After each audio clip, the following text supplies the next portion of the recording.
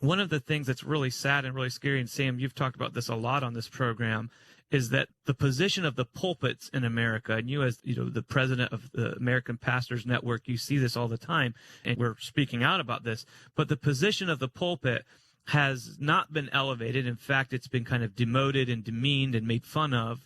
And yet the teachers and supposed scientists and supposed celebrities, social influencers has been elevated. And I don't pay attention to these different award ceremonies that the celebrity elitists, give each other little medals and trophies for.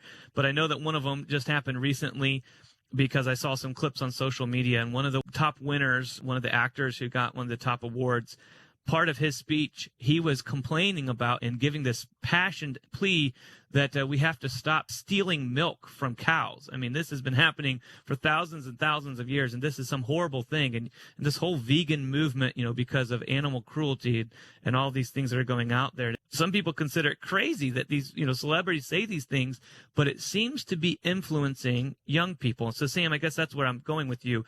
Do you think that these celebrities, like this man, who was saying we shouldn't be milking cows anymore, do you think that they're having a greater influence on our younger generation than, say, the pastors of Bible-believing local churches are?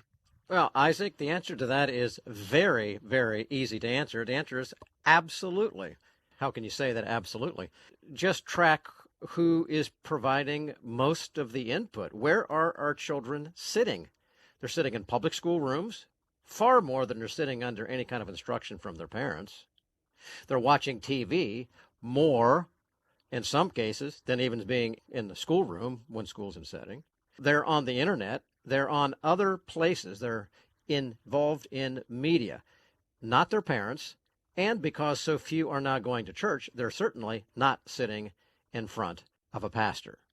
So the result of that is that our children, as we know, are shaped by the primary influences that go into their life. That's just the way God made them, and God's design is that parents are the ones to instruct them, and Christian parents must instruct their children in the ways of God. That's what the Bible talks about. But in the absence of that, the child will be shaped by the most significant or persuasive influence, and that is either frequency or impact. The amount of time certainly is going to make a difference. But, Isaac, that's what it is. And so when you have a media, when we've become so visual, it helps you both see and hear that instruction. The child and adults, I'm going to go all the way up, are influenced by those things that they can both see and hear. And if that message is crafted in such a way, which it is, in a very propagandized fashion, it is literally shaping the views of both older and specifically the younger. And because they have nothing to compare against, they will go the direction of the influences. Hollywood, it happens to be one of those really major ones, and we know that from the facts and the statistics. Sam, this is very interesting how you explain that about how this influence builds up, because I think that President Trump has kind of come from that world, and I think that's why he's so effective. I think that's why he pulls such huge crowds. I think that's why he communicates so thoroughly. I look at his State of the Union speech. He didn't just talk on and ramble. He brought in object lessons. I don't think we've ever had another president brought into the State of the Union, especially like what's going on with Venezuela, where here's your true president, and here he is, he's right here. And then, here's this, 100-year-old, hero of World War II. And I think that he knows how to influence.